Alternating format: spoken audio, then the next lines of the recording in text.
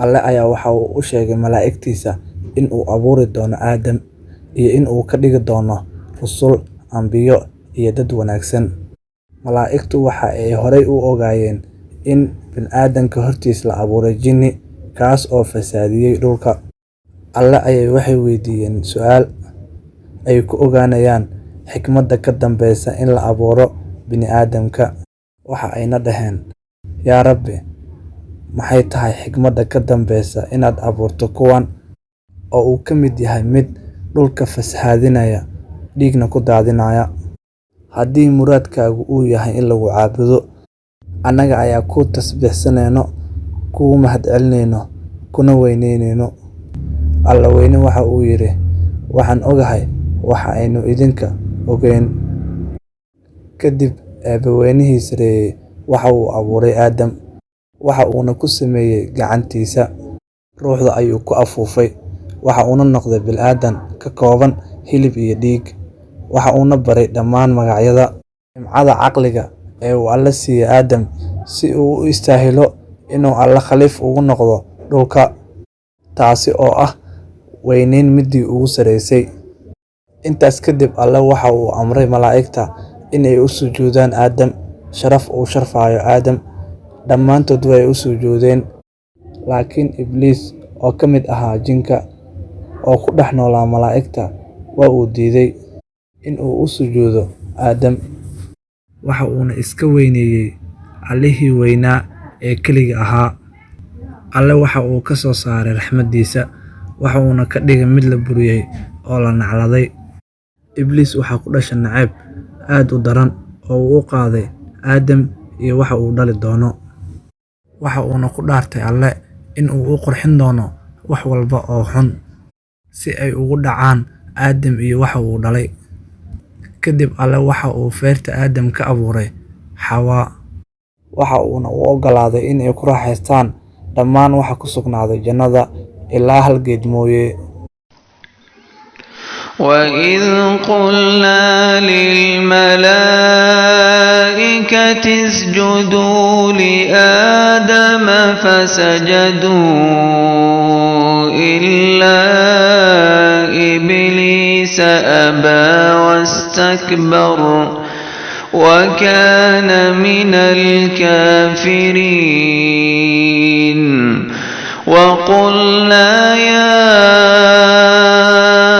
آدم اسكن أنت وزوجك الجنة وكلا منها رغدا حيث شئتما ولا تقربا هذه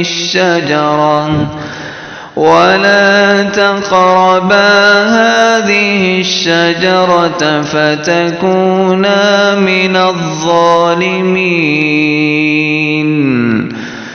Ibliis waxa uu xiqdi iyo xaasidnimo iskugu keenay laabtiisa si uu u shaki geliyo Aadam si uu u cuno geedkaas. Aadam ayaa naftiisa waxa uu isweydiiyay: maxaa dhici doona haddii aan cuno geedkan?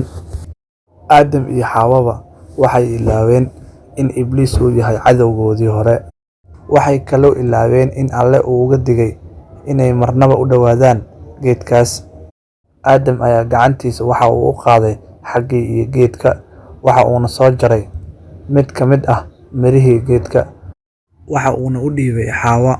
Labadaba waxay cuneen mirihii uu Alle ka xarimay. Markii ay geedka cuneen kadib, waxa ay noqdeen kuwo qaawan. Waxa ay soo jareen caleemihii geedka, waxayna ku astureen jirkooda. Alle waxa uu la hadlay Aadam iyo Xawaa, waa uuna eedeeyay. Waxa uuna ku dhahay: miyaan idinka fogeynin geedkan oo aan idin dhihin shaydaanku waxa uu idinku yahay cadow weyn?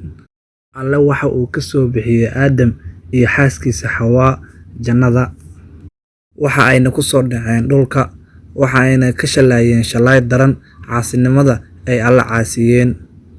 Waxa ayna ogaadeen in Ibliis uu yahay cadowgooda runta ah. Aadam iyo Xawaa waxay u jeesteen Alle xaggiisa si ay ugu toobad keenaan. Alle waa uu ka aqbalay toobadooda, waxaana u bilaabatay waddadii nolosha ee dhulka. وإذ قلنا للملائكة اسجدوا لآدم فسجدوا إلا إبليس أبى واستكبر وكان من الكافرين وقلنا يا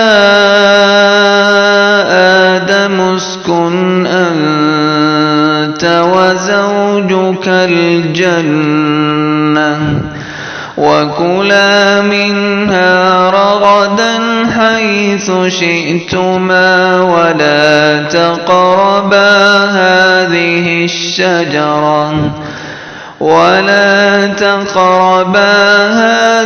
الشجرة فتكونا من